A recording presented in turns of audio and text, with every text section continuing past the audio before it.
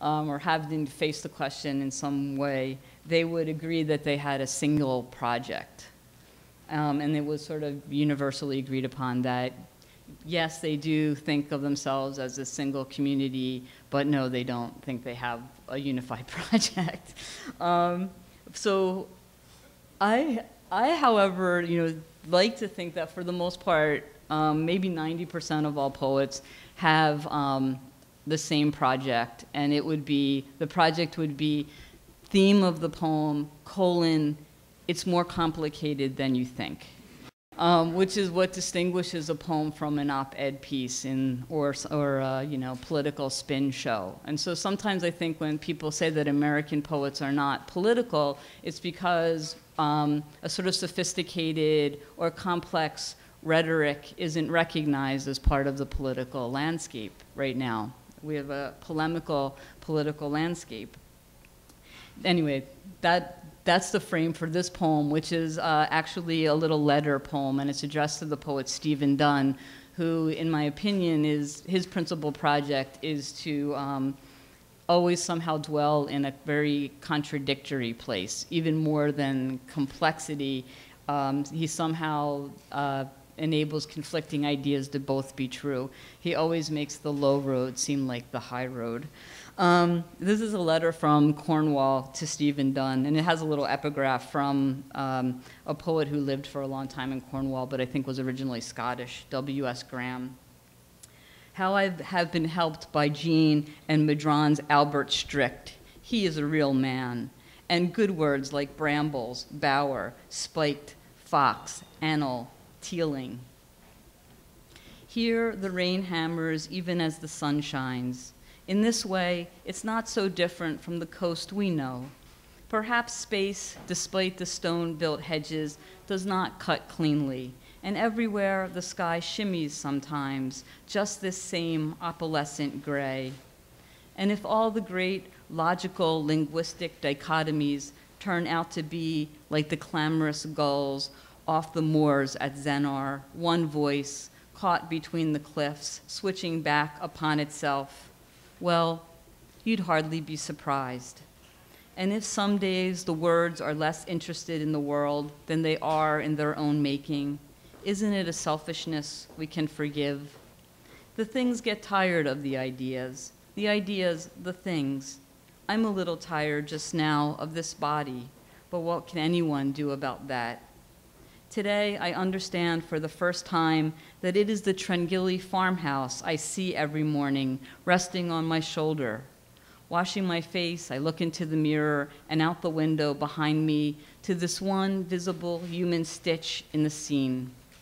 The back of a building I've seen many times from other angles, but have been so slow to recognize from my own.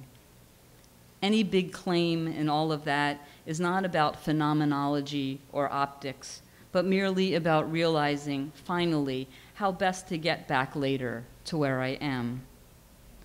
Once you told me, every poem needs a Buick.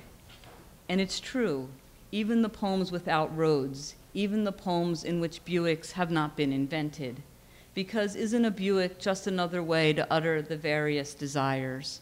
Another bed and wheelbarrow, the bower and bramble and the fox, the weight and roll of the ordinary fantastic, the empty full. At least this is what I'm thinking as I walk the scrawny tree lines, gathering kindling between pastures of cows. I break as I go along the broken limbs, some mossy and some as hard and bare as bone, into even smaller bits, and drop them without judgment into the bag. What poem isn't a poem about poems, even though we work against it? The cottage has a stove and a night storage heater, and sometimes huddled between them, I think Whitman and Dickinson, and smile. The farmer, a figure come alive in Malcolm Mooney's land, knee-deep in turnip rows and brown-black muck, sings in the gloaming the refrain of what I know now to be his favorite song, Peggy Lee, Is That All There Is? Beyond the last field, at Scott's Key, a derelict jumble of granite pilings, muscles glisten in a last shot of light. One moment, Marcusite hairpins there for the taking in the seedweeds tangle. The next, so many dark object lessons in self-possession, being simply being what they are. My friend is the local arborist, whose job it is to operate a gas chainsaw with great delicacy in the high branches of dangerous trees. This isn't a metaphor, he likes to tease. It's only as good or bad as any other wage. A barn owl roosts in the abandoned biplane hangar. In a sailor's chest, someone nailed to the rafters decades ago with hope that just this miracle might occur. This is the perfect place, the perfect hour, everyone tells me, to glimpse its ghosting off to hunt. I put down my sack to wait, because we all want to see it, don't we? Half for itself, and half to be able to say we have. Far from anywhere, there is no reason to be afraid, but any stranger would be. The night ripens, a sliver of moon appears.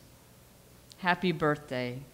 How I have been helped by you who track the shy and wild truths. The minutes here, this too will not surprise you. Do not pass more slowly. Precise, the watch's jeweled escapement is, after all, nothing like our own. It has no truck with the right-wrong heart.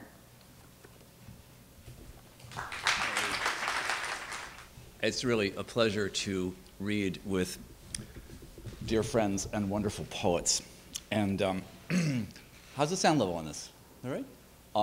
I am recovering from eye surgery, which happened earlier this year, and I'm doing pretty well. But if I get quiet, you could give me a big wave, because I don't respond to subtle gestures just yet.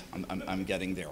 My thanks to the terrific, hardworking people of the National Book Foundation, and also to Housing Works. I've read here many times, and my favorite memory of this place is an evening one Christmas when a group of writers read a slightly compressed version of A Christmas Carol, Dickens.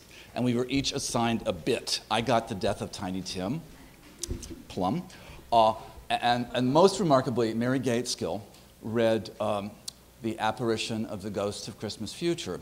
And she was standing at the top of that staircase in a long gray gown with a wide skirt cut down to here, looking very dramatic. And if you remember, the Ghost of Christmas Future is the one who points to the little orphans under her robe and says, "These are my children." So you can imagine, it was a riveting moment. I want to try to address the question which stands at the center of last night's event and this one, with a poem. And it's one that began when I was in a particularly vile mood about the fate of poetry. Why do those of us who love this art pour ourselves into obsessing about that, those three words on that line? Why those exact three words? Why that white space, that comma or not? As if nothing could matter more. And you know, it's not exactly as if a ravenous public waits to see what we will do with that comma, whether we there or not. So I was in such a mood that I went to a reading in Houston, Texas at a bookstore. It was one of the favorite poem nights organized by Robert Pinsky when he was poet laureate, when working stiffs, not professional poets, came together and recited poems they loved. Apparition, favorite poem. The old words are dying. Everyone forgets them. Pages falling into sleep and dust, dust and sleep, burning so slowly you wouldn't even know there's a fire. Or that's what I think half the time. Then at the bookstore, a young man reciting. Slight for 14, blonde, without irony, but not self-important either. His loping East Texas vowels threaten to escape the fence of pentameter. His voice seems to have just arrived here, but the old cadence inhabits anyway. He makes the poem his own, even as he becomes a vessel for its reluctance to disappear. All right, maybe they perish. But the boy has the look of someone repeating a crucial instruction that must be delivered, word for word, as he has learned it. My name is Ozymandias, King of Kings.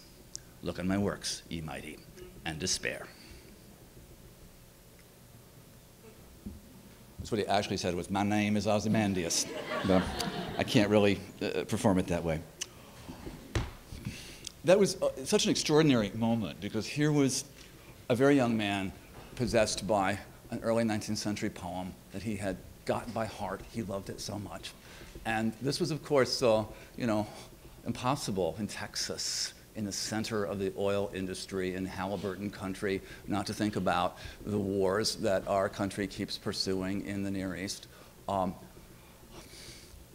That giant colossus, emblem of power, broken in the desert. Will we be the next giant colossus, broken and abandoned in the desert? It's heartening to think that Shelley's poem is also the inspiration for another sonnet, which is the one carved on the base of the Statue of Liberty. Right? Another colossus representing a different kind of figure, a different kind of message to the world. When that young man read that poem, I felt our project continues to matter. Yes, the books are slowly decaying. Yes, a cultural legacy we might, for a while, have held in common seems no longer to be the case. And yet, there are people for whom this art matters so passionately. So I wrote this poem about this young man. Later, I went back to the bookstore, and I read the poem there, and he was in the audience. So there was an opportunity to give something back to him. I felt that something had happened. Shelley had given him something which had passed something on to me, and I could send it back. And in this way, the community of poets go on taking care of each other, firing each other through time and space. Well, I want to read you a poem by a young New York poet named Michael Morse. It's from the new issue of Plowshares magazine.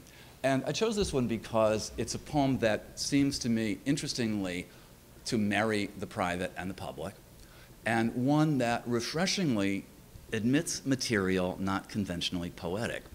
As a person who spends a fair amount of time editing and sometimes judging poetry contests, I often feel like so much material gets excluded from our art because it's difficult to sustain lyric tension and talk about Twitter, at the same time. How do you do that?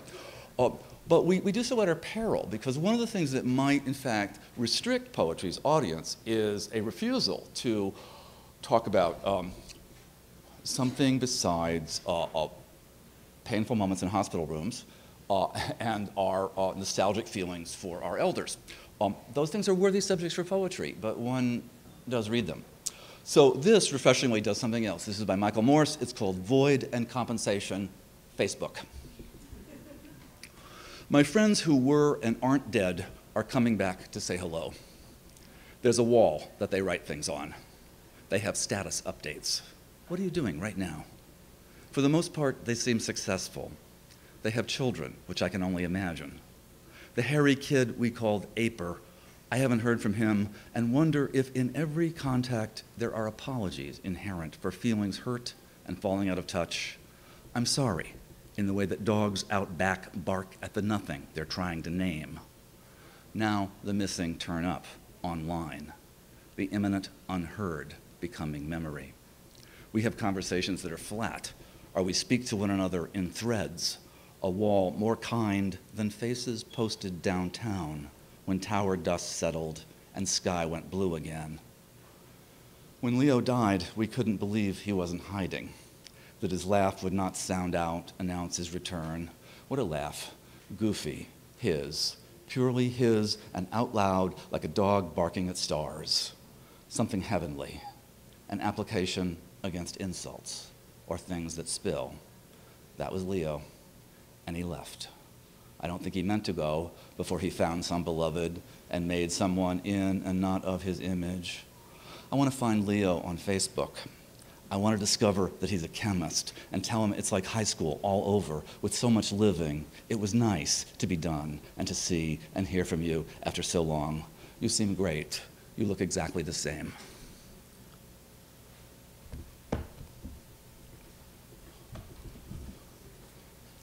Okay, 2 poems. This one is concerned with